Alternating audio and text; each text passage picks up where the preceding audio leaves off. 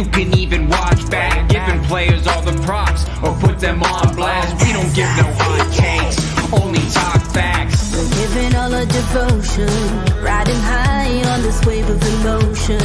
Going all out, yeah, cause this is our time. No, ain't no stopping us till we reach the finish line. All in, we came here to win. We're gonna give everything. S-I-C-K on the run. S-I-C-K, sick, sick. On fire, we're ready to fight. We'll bring the house down tonight. S-I-C-K on the run. S-I-C-K, sick, sick. Play it on the car ride, play it when you lounge.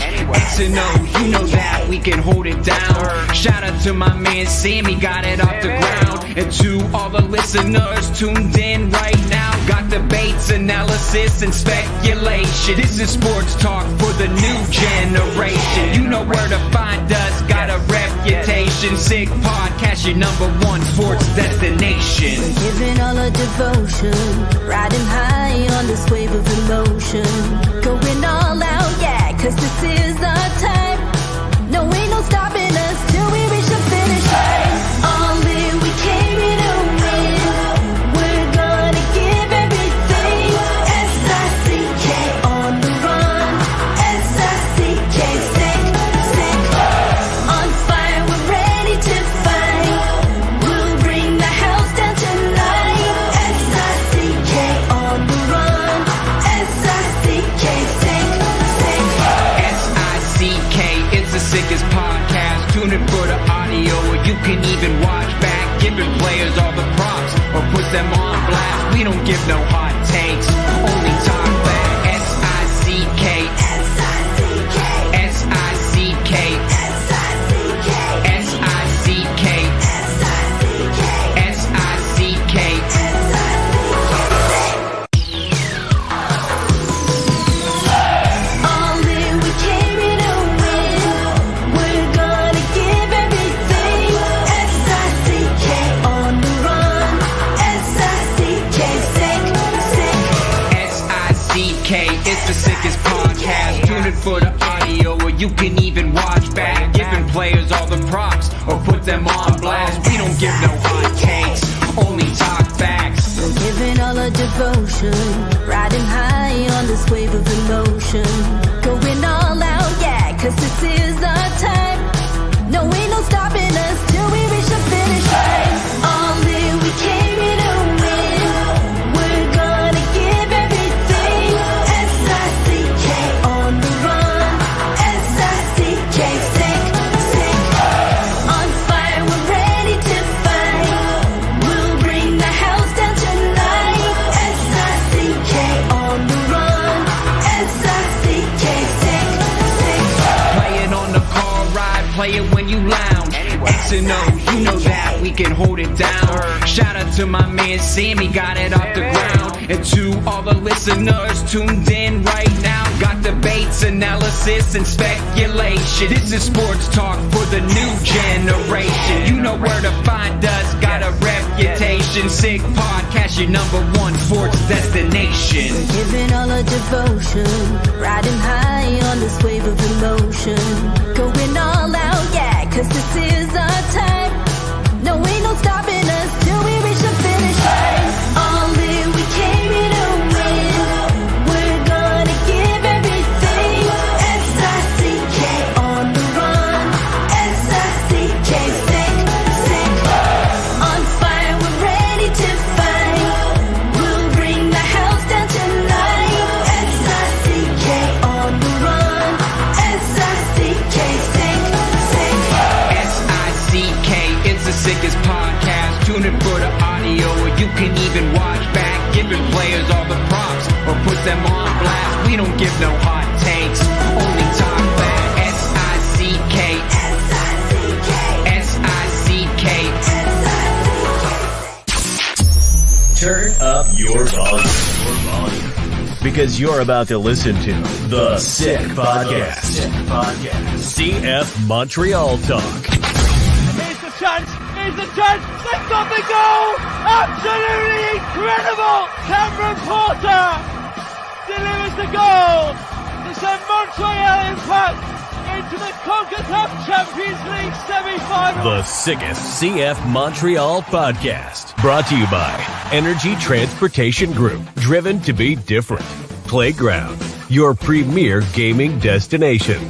Complete Striker. And Enov Sport. Collaborer avec Enov Sport, une compagnie d'ici afin de dynamiser l'apprentissage et la pratique du sport pour tous et partout. Les différents produits permettent de rester actif tout en développant sa confiance, son autonomie et sa technique. Des produits efficaces, progressifs et personnalisés avec le logo de votre école. Enov Sport, pour tous et partout. It's gonna be sick. Welcome on this Thursday, June 13. Marinaro, happy name day to me. Thank you very much. Live from Souvlaki Authentique in Boisbriand. You can't get this place wrong. Just punch it up on your Waze. This is a beautiful spot. They have 7 locations. We were there a couple of weeks ago, actually at one of their locations in Lachine. It's family-operated Greek restaurant, 7 locations once again. Fresh Quebec chicken and pork, hand-cut, marinated in-house. Gyro is hand-stacked in-house, never frozen, no MSG. Greek potatoes with a unique lemon sauce. Your yaya would be proud. And once again, we are here live at the Boisbriand location. And, of course, you recognize the gentleman next to me. He is none other than former member of the Montreal Impact. He's a former professional player. He had a chance to represent our country, among other things. And, of course, nowadays you'll know him as the Regional Technical Director of Lac St. Louis Soccer. John Limniatis, how are you, my man? Greeks are the best. Yes. Authentic souvlaki is fantastic. Yes. It's a good thing that the camera is not taking our whole body. Yeah. Because we'll have problems. But thank you for having me. You know what? Agnello said, we're going to go out to Boisbriand, and we need somebody who, you know what, who would be happy to come down for some great Greek food. And John Limniatis came to mind right away. And we're happy that you're here, John. We're really happy that you're here. All right. This was kind of like, I don't know if it was planned or not, but we said, you know what, why don't we do a special Euro show? There's a lot to talk about today. And we will get to Euro 2024, which starts tomorrow. Isn't that something? And of course, Euro comes around every 4 years, and it overlaps with the World Cup so that you have a major competition every 2 years. But because of COVID, the last Euro was in 2021 instead of 2020. Now it's 2024, 3 years later, but they're going to be back on track. And the next one will be in 2 years from now. The competition is going to take place in Germany over the next month from the 14th of June to the 14th of July, which is pretty good news because the last time Germany hosted a very big soccer tournament was back in 2006, the World Cup. Yeah. And we all know how that one ended up. The good guys won. No. Italian national team. Yeah. Okay. Chances are they're not going to win this time around. Don't worry about it. Yeah. How are Greece's chances in Greeks this? are right now at the beach, taking the sun, eating souvlaki, and what are you going to do? They actually, to be serious, they kind of blew it. I think they were much better than Georgia, but they didn't play well. I watched the game. They didn't play well in Georgia, even though they were better. But it's too bad because they had a good opportunity to make it to the Euro. Yeah, I'm going to tell you this. I felt really badly, actually, when they didn't make it because with the Greek community that we have here in Montreal, obviously, it would have been amazing to have them be able to party in their own way, the way they know how. And there would have been another supporters group and another community that would have been so happy. Yeah, we know what happened last time. But I'll tell you this, Georgia was a tough out. And I agree with what you said. Greece was better, but their final third was not good. No, it was not. They seemed to be a little bit hesitant getting forward or getting people in the box. I don't know Predictable. why. Yeah, predictable. Didn't get enough players in the box. Got crosses in, but there was nobody there. They seemed a little bit hesitant for some reason. I guess they didn't want to take goals, but at the end of the day, if you don't risk, you won't get rewarded. Seeing as we're an establishment that serves Greek food, and I have you, a member of the a Greek community here, and we started with this, I'm going to ask you one more question on Greece, and that is, this is going on for a long time now, a series of disappointments in terms of Euro qualification and in terms of World Cup qualification. And it's odd because they have some pretty good teams at the youth level. UEFA Youth League, for example, that do really, really well. Well, Olympiacos won the Youth Champions League. That is correct. Yeah. So have you been able to put your finger on the series of shortcomings that have lasted over a decade now, as far as Euro and as far as World Cup? Yeah, I think it's the league. I think the league itself, for one, there's so many foreigners that play in the league. I mean, we see that all over the world. But in Greece, there's hardly any Greek players playing on the Greek teams. But you're hoping with the development, maybe they changed a little bit their ways of the development, because when you see Olympiacos now beating AC Milan, for example, in the final of the Champions League, you're saying to yourself, well, now we're doing something 3-0, I think. Yeah, now we're doing something right. So for me, it's a lot of it has to do with the league. The league itself has 2 or 3 teams that really compete with each other every year. There's not much going on as far as having more money in the league, making the league a little bit bigger, a little bit more exposure. And like I said, there's a lot of foreign players that play on the Greek teams. And for me, yes, they want to win, but they're not promoting enough the Greek players, as far as I'm concerned, to put them in a level for them to be able to get better and get more experience in playing professional. Thus, will help our national teams. We talked about your role as regional technical director of Lac St. Louis Soccer, and of course, you're a longtime technical director of Lakeshore Soccer, and you've been around grassroots and minor soccer for the longest time. I'm going to share with you a story which I know is going to make you very, very happy and very, very proud. We have a Montrealer, as a matter of fact, out of Laval by the name of Massimo Gatto. Massimo Gatto, who was with the CF Montreal pre-academy, and then for about 4 years, and then the academy for about 5 years. So 9 years. Prior to that, he was playing for Sandro Grande's club when he was back with Étoile de l'Est. And so 9 years at the CF Montreal pre-academy / academy. And after his U17 season, they had abolished the U19. They had abolished the U21. They had a reserve team, which at the time was more of a U23 team. So the gap from 17 to 23, there's a bunch of players that got cut. As a matter of fact, probably 90% of them, and he was one of them. At the time, not very big, maybe not very strong, maybe not the most powerful shot. A 17-year-old, like a lot of 17-year-olds, where there was still a development to do in terms of growth, in terms of physique, in terms of athleticism, in terms of technical, tactical. The list goes on and on. And unfortunately for him, but maybe we can say fortunately today, he was cut. What does he do? I want to share with you this story because I have a little intel, because I know the family quite well. He wants to pursue his career. Family gets hard at work. They start sending out emails to pretty much anyone you can think of. And they have 3 teams to get back to them in Italy, one of which was Pescara Calcio. Out of the 3 teams that got back to them, they decided to pursue the adventure with Pescara Calcio. The young man leaves Montreal, and there he is, playing with Pescara's Primavera, which is their U19. Leaves Montreal, has been playing with them for the last 2 years. This season had a fantastic season. And let's bring up some of his stats if we can. There you have it. This was picked up by Montreal Cracks. Last time they had tabulated everything, it was 2,340 minutes. It was 6 goals. It was 7 assists. We're talking about a guy who is a central midfielder here. He had played some right back with the academy down the stretch. With Pescara Calcio, with the Primavera, he has played some right wing. He has played some right wing back, and he has played central midfielder. He's become an extremely versatile player. The size is followed. He's a 1.82 meters. He has huge volume. He runs about 12 to 13 kilometers per game. I think he was a starter in the last 14, 15 games, maybe even more than that. Was averaging about 80 some odd minutes per game. Was a very important player for the coach and for the team. And he was compensated for all the hard work that he was put in a couple of days ago.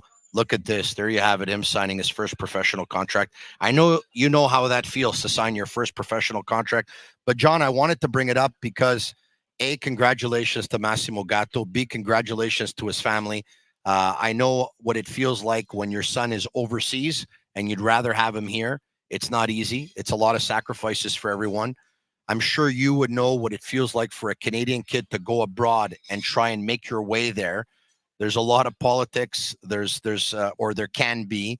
It's not easy to make your way when you're a Canadian kid in Europe. And that's why, for the most part, a lot of Canadian kids try and find their way through MLS academies. It's a lot easier. And then from there, end up maybe going in the MLS and then going to Europe. To go through Europe first to make it there, it's extremely, extremely hard. I know you know what it feels like. I'd like to get your thoughts on what he was able to accomplish. Well, first of all, like you said, I think congratulations to him. It just goes to show that when you put in hard work and you're persistent on what you do, you get rewarded. Yes, it's a very similar situation to myself. It's a change, but at the same time, you're so excited about what you're doing and what you want to do. So it kind of takes away a little bit of the homesickness that you may feel. And obviously his parents will be able to visit him and see him anyway. Look, the opportunities for players these days are far greater than they were in the past. Obviously, there's more teams. There's the Academy of Montreal, which we never had before, which kind of helps in all of the processes and all of the stuff for somebody to be able to get to play at the top level that they want to. It's going to be hard for him, that's for sure, because Canadians. Obviously, now with the national team doing better, a lot of people are taking us a little bit more serious. But there'll be things like jealousy involved with the rest of his teammates. Even though I'm sure his teammates are very nice and Pescara is a good club, but he's going to have to fight all of these things. It's a job. It's a job like anything else. You have to do it well. You have to perform all the time. But it must be very, very exciting for him, and I'm very happy. I don't know the kid. I don't know his family, but it's great that we get Montreal kids of any kind to be able to play at the top level, because it can only help us. It can only help the rest of the kids that are coming up. So he's a great example of someone that somebody else can look up to and follow in the same footsteps. You're right. And it's another example, and it shows to a lot of them, it's not because you're cut here that it absolutely has to be over, right? There's different avenues. Some of them may take a little longer to get there. Some of them are probably more difficult. He chose a very difficult path to actually leave his family and go to Italy and get it done there in a very, very tactical Primavera League, which is difficult because it's the step right before the pros in Italy. So the development's pretty much it's at its peak right there. Italian soccer is very tactical itself. Yeah. But so look, congratulations to Massimo Gatto, his entire family. They're obviously very, very proud and rightfully so. So we wish him all the best. I want to talk to you. Yes, good luck to him. I want to talk to you about Euro now, if we can. 2024. Who's your favorite? Oh, well, I kind of thought about this, and I didn't pick the one that's going to win. Not the common. I think England is the top the top favorite, with France second, which I can fully understand that's very possible. I looked at it yesterday. I'm going the way I put the brackets and the way I looked at it and the way I picked the games. You're going with Portugal? No, I'm going with England and Netherlands in the final. Yeah, and I am actually picking Netherlands. To win the whole thing. I know it's a bit. It's funny you're saying that because my son Marco this morning, I drove him to training, and he said to me, he says, "Dad, the dark horse is Netherlands. Watch out for them. Well, they're good." Dark horse, yes, but nevertheless, it's a great nation in soccer. They're always involved. It's lately they haven't done as well as they've done in the past. Example, when their coach was playing. I mean, when their coach was playing, they had a fantastic game with Van Basten and all kinds. But I think there could be a team that, yes, everybody knows that they're and everybody knows their soccer culture, but they're not the favorites. But I think they're very capable, and I will say this especially, because they're very, very strong in the back. Very, very strong in the back. I want to talk to you. You talked about some of the favorites, right? England made it to the final of the 2021 Euro, and France made it to the final of the 2022 World Cup. Those are two of the big favorites in this competition, right? As they should be, yes. I guess we'd have a better way of finding out the secret to the caramel bar, but why does England always show up to competitions stacked on paper but can't get it done. Have you been able to put your finger Well, on that? Yeah, I wouldn't say they're stacked. I think in the past they have some development issues which they corrected, because a lot of players in the academies in in Britain were not getting through, were not playing that much on the first teams. Now they tried to correct it. They tried to change things from what I know as far as how they develop players. So it's starting to show. And I think the most exciting foursome in the entire Euro is Foden, Saka, and Bellingham. Yes. Including Rice in the midfield. So for me, it's an exciting time for England, because they've produced this type of players, and these players playing very, very high level, even though they're very young.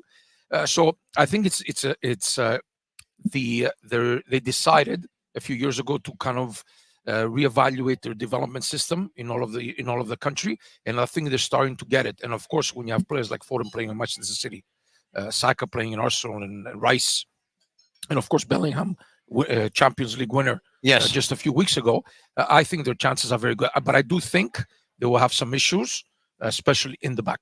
I think that's where they're quite weak. But these four players are extremely excited, and I'm very, very I'm looking forward to watching them play. And England's a prime country, right? They always think that they're going to do very well. They've gone close a couple of times, but they didn't. But this time, I think they have a real chance, even though I did pick them to go to the final with Netherlands winning. Yeah. But Jose Mourinho has picked Jude Bellingham to be the MVP of the tournament. Well, me too. I think Jose Mourinho saw that from me, and he copied me naturally. Yes, but I did pick him to be I think he's a horse.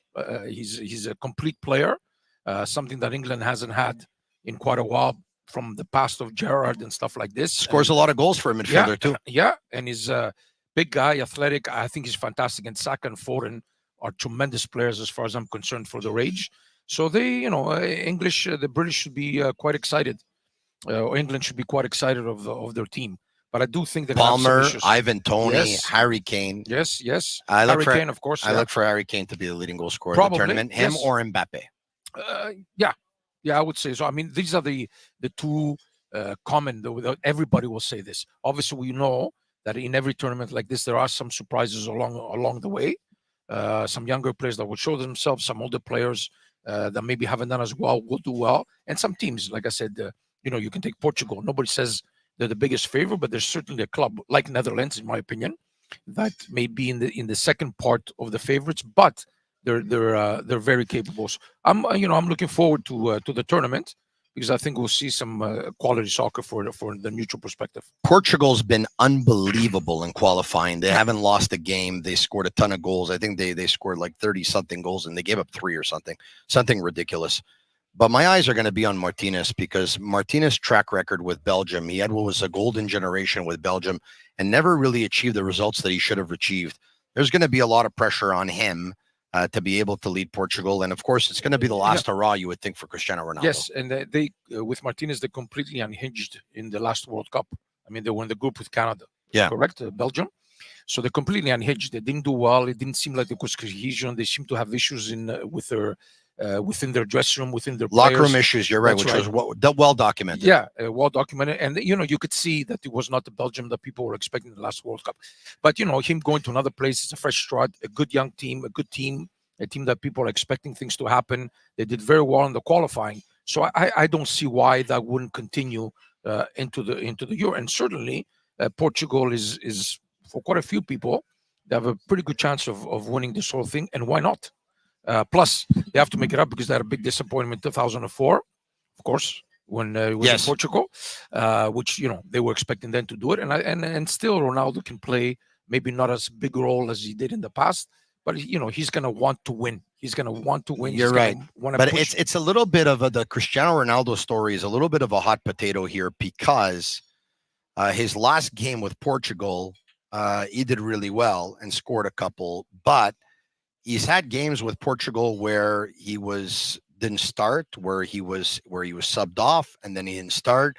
There's some that believe that when he's in the lineup, that Portugal tries to play too much for Cristiano Ronaldo, gets away from their game, and too many players get off of their game just to serve Ronaldo. Yeah, it's $1 million question, and it's kind of an odd one when we're talking about one of the best players of all time. But are Portugal better with or without Cristiano Ronaldo as a starter, in your Look, opinion? it's very hard to say because I mean he's a top quality player, and anytime he's not in the lineup, you're missing a top quality player. But the truth of the matter is that Ronaldo has to understand his place. I think he's a little bit too proud to some extent to understand his place. His place is not to play, to start every game and play 90 minutes. It's not anymore the case. So they have to figure it out, and they have during the qualifying. The key is that to use Ronaldo at key spots that they need him, and the coach has to manage this. This is something that the coach needs to manage, is when Ronaldo is in, yes, play and try to play to his strength, but you cannot get away from the things that you do that you're successful with. So they have to manage this situation, and I hope Ronaldo accepts the situation for his country, because I know he loves his country and they want him to win, but he has to accept the fact that this is his role, and he cannot be, it's hard for him to be as effective as he was in the past. So they cannot get away from the way they play, Ronaldo or not. And I think that's something that the Martinez has to manage throughout the Euro. There's a little bit of a controversy right now because Kylian Mbappe, who's going to be captaining France, has come out and said that the Euro is the most difficult competition to win. Lionel Messi chimed in and said the Euro is an excellent competition, but it's missing two-time winners Uruguay, three-time winners Argentina, and five-time winners Brazil. And then Messi added, everyone wants to be a world champion. Of course. I think it's a fantastic competition with great teams, but it's not the World Cup. It's not the World Cup because obviously you don't have these teams that you just mentioned. So for Mbappe to say, but the World Cup also has some teams that dilute the competition a bit too. So it's a little bit of a but you cannot say this is the best competition in a smaller sense. The World Cup has everybody in it. I mean, it's the biggest competition in the world. The World Cup, it carries a lot more weight. Yeah, maybe that's Mbappe's opinion. I don't share the same opinion. I think it's very hard to win the Euro, but at the same time, the World Cup is the World Cup, guys. Everybody wants to win that. Of course, you're right about that. They're saying that this is probably one of the weakest or the weakest side that Italy has ever fielded. I don't necessarily agree. I've watched a lot of Italian soccer this winter, believe it or not. And no, I don't think that's the case. I think they have a few young players that may be capable. And again, you guys are one of those countries that's, when they go into competitions like this, Italy is extremely, extremely hard to beat. And that's going to remain the same no matter what, just because of the culture and the history of the nation. Did you see what Spalletti did with the number 10s, by the way? I don't know if you had a chance to see that. So Luciano Spalletti came in, and this is an Italian side that is void of number 10s. Yeah. Okay, as you know, and traditionally the Italian side has had very, very good number 10s. Well, he actually summoned Francesco Totti, Alessandro Del Piero, Roberto Baggio, and Giancarlo Antonioni from the 82 team. And he got them to show up to training camp and had them meet all the players and talk to all the players, take part in the team pictures, share their experiences with everyone, talk to the group and everything. And he's cut and included some stars from the past into the group to basically talk about, what it means to represent Italy and play for your country. Of course, and I think wearing the Italian uniform is something special, as it is for every country, but even so more for Italy. But bringing guys like this, I'm sure the players know who they are. That's not the question. Maybe they've never met them, but to have a guy like Totti, a guy like Del Piero, Baggio, and so on and so forth. I mean, these guys represent quality. They represent emotion. They represent motivation for the country. So it can only help them, and that's a very good move as far as. Okay, but so how can a country a footballing country of I don't know how many people, I think it's going to 60 million or whatever it is, how can they not produce a number 10? They're given a soccer ball at their communion, or if not their baptism, and they're playing with a ball at the age of 3. Number 10 is very hard to find because a lot of countries would want a good number 10. And yes, Italy has had some very, very good ones, that's for sure. But it's just, it's a little bit unexplainable because it could be the generations that they just wasn't a player that was that type. It could be many things. There's no really. Could it be that a lot of coaches are adopting formations now without a number 10? No, I don't think so, because a number 10, yes, we know it's an offensive midfielder, a guy that can score goals, a guy that can set up goals. But now modern soccer has a lot more of those type of players. They're more complete, the players. So maybe you're not you're not really relying on a specific number 10, Yeah. like Del Piero and somebody else, to do these things, because players now are a little bit more complete. I mean, look at Baggio. Baggio was a very offensive. He was a great talent.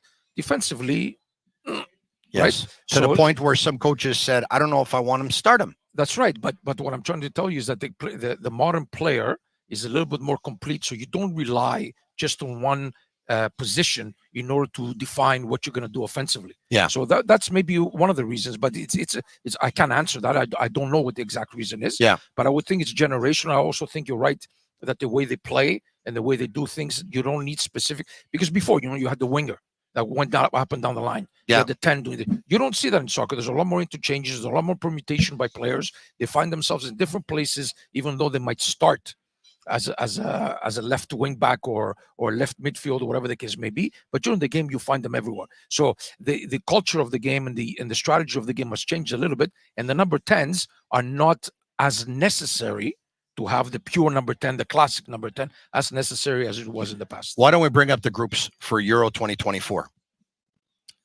Here we go. Group A, Germany, Scotland, Hungary, Switzerland. Yeah. So I'll name two teams and you tell me what you think. The two teams that I see coming out, Germany, Switzerland. Yeah, I think Hungary's been doing much better, and Scotland's always a team that will fight. Yes, I think in theory will be Germany. Germany it should be one of the favorites, and they're playing at home. I'm actually doing the first game, Germany Scotland on TVA. I'm looking forward to it. Good for you. Yeah, I'm looking forward to it, and I think Germany's going to be the winner. But it's a group that could have a couple of surprises with Hungary and Scotland. I think it's an opportunity for all three, Scotland and Hungary, to get into the second round. Group B, Spain, Croatia, Italy, Albania. I like Spain as the favorite in this competition. I think Croatia's dipped a little bit, Yes. and Modric's still a quality player, but I think there's Yes. very little juice left in that No, orange. I agree, but nevertheless, it's a pretty tough group. Okay, Albania could be a surprise once again. They're in. Yeah. But just looking at it, just looking at the names of those countries, you would say to yourself, oh my God, this is going to be a very good group to go through. But you're right. And even Spain is probably not at their top that they've ever been. So once again, it's a group that the first place could go 23, likely Spain. And I would see Italy being second. Group C, Slovenia, Denmark, Serbia, and England. Well, here England is the heavy favorite. They're probably going to go and win all three games. Serbia could be always been a team that could be pretty good. Denmark has won the Euro in the past. Yes. I don't know exactly. I don't know them that well, so I don't know exactly how they will be. But they'll be physical. They'll be tough to beat. But in this case, it's England, and then I would say Serbia. Group D, Poland, Netherlands, Austria, and France. I think we talked about France and Netherlands already. Yeah, like I said, I pick them to win the whole thing. But of course, France here. I think it's going to be Netherlands and France guaranteed going through the round. Group E, Belgium, Slovakia, Romania, and Ukraine. Well, again, it's a bit of an open group. You would think that Belgium and Ukraine will go through, but it's going to give Slovakia and Romania, especially Romania, who's doing a bit better than they did in the past. So it's a group that's quite open. I would go with Belgium, but then I might go with Romania being second. You got to like Group F for Portugal, though. They're in a group with Czechia, Georgia, and Turkey. Yeah, well, their biggest matchup will likely be Turkey. Yeah. Because Turkey's doing quite well. They went into qualifying doing quite well. Georgia, I saw them play against Greece. I didn't think there were much at all. So I don't think they'll do anything. Czechia is something we do. Czechia, I don't know that much about them. But again, I think it's going to be between Portugal and Turkey who finishes first, and those two will go through. All right, fantastic stuff. Why don't we finish it off with CF Montreal? I just want to bring up the standings if we can. Of course, their next game after a couple of weeks off because of a couple of international friendlies is going to be on Saturday when they're going to host Real Salt Lake. Take a look at the standings in the East. Philadelphia is hanging on to that 8th spot with 20 points. Nashville, 19 points, number 9 spot. Of course, those two teams would play in a play-in if the season was over right now. DC United is in 10th spot with 19 points. They played a game more than Nashville and Philadelphia. Orlando City has 17 points. CF Montreal has 17 points, 16 games. The good news is their plus differential is not good, obviously. Obviously, they're not in a playoff spot right now. The good news is most of their games between now and the rest of the regular season will be at home. Yeah, I think that's an advantage. The only problem is so far at home, they haven't been really that good. But they've been decimated with injuries too. Of course. So there's lots of reasons why, but I do think that they need to not only perform better, but they need to get some players in that will make a difference. I don't think they have enough today to do more than just make the playoffs. I don't think they have more than that. And like I said, it's time to start spending some money, huh? Yeah, I think so. Yeah, I think so. I don't think it's going to happen, to be honest. Yeah. But they are a club that if they have everybody there, they're going to have a good shot at the playoffs. But I don't think it's going to be anything more than that. In 30 seconds, if we can, your thoughts on what you saw from Canada, especially last game versus France? Yeah, it looks encouraging. I watched the game with the Netherlands. Are you happy with the hire of Jesse Marsh? I'm a little bit skeptical, and I'll tell you why. I think he's never coached a national team before, so I think it's a little bit different. I'm sure he knows what he's doing. I'm sure he's a good coach. I'm sure tactically and all that stuff, strategically, they will do well. But one thing I don't like, and you're gonna like this, Tony, because you like controversial stuff. I as soon as I looked at his title and what his title was, MLS teams, I couldn't believe that. I thought that was outrageous. From what I hear is that the three professional clubs are paying part or most of his salary, which is unheard of. Canada Soccer basically came out and said, look, we spend $30 million a year. We're losing $4 million this year. We need money if we want to hire the coach. They reached out to CF Montreal, Toronto FC, and the Vancouver Whitecaps, who ponied up $1.5 million. And I hope it's okay, but to me, I just don't find it that it's. I think it's going to be a big issue because when you have professional teams paying the coach of the national team, right away you have a huge conflict of interest as far as I'm concerned. Yes, we all know that Canada has its issues financially, but why do you go get a coach that's $1.5 million? Why do you do that? Go get somebody else that can probably do just okay or just as good to some extent. Why would they need to do this with Jesse Marsh? Basically, what you're saying, without saying it, there's going to be some pressure to play some of the MLS players. Well, I can't see Joy giving money just like that. I don't see that. And I think the strategy that the CSA used is very, very desperate, because there's nothing wrong for them to say, look, we don't have money. We cannot hire somebody that's millions of dollars. We'll hire somebody else. I think people would accept that more than me looking at his title and looking at how the professional teams are paying his salary. Who does that? I've never heard of a country ever doing this. I hope it works. I'm not against it in the sense that I want them to succeed. I just don't see how this can be. It can work. I just don't see it because you have the three professional teams. Imagine you have Manchester United, Manchester City, Arsenal paying the salary of the English coach. I mean, I'm sorry. I find that very, very difficult to understand. And the MLS is a league. It's not a national team. You cannot put two things together as far as I'm concerned. And what does that even mean? Are all players going to come from three teams? Because if you look at his title, you would think that all the players will come from the MLS teams if he's the MLS team's national team coach. Well, they've had a philosophy over the last couple of years that they want their players to play at the highest level, and the MLS at that point is near the bottom of the totem pole. Yeah, but now you wonder if that's changed at all. But I was very surprised. One of the beauties of when you call in John Limniatis is that you're never going to get a shortage of opinions, and you just had a chance to see it, you just had a chance to hear it, and that's why everyone loves him. Maybe not everyone, but I love myself. Welcome, enough. Welcome to my world. Thanks so much for joining me live from Souvlaki Authentique. Yes, and before we let you go, want to let you know, by the way, that we're going to be broadcasting a Habs podcast from here.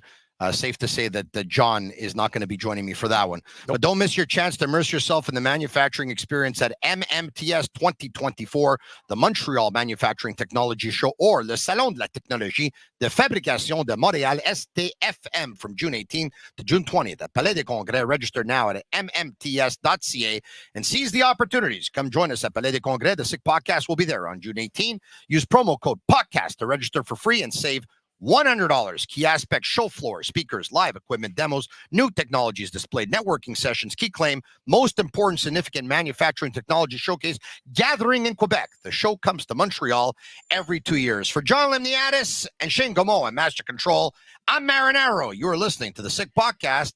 CF Montreal, Euro, Canadians men's national team, and a little bit of Italy and Greece talk in between. I'm Marinaro. Have a good one.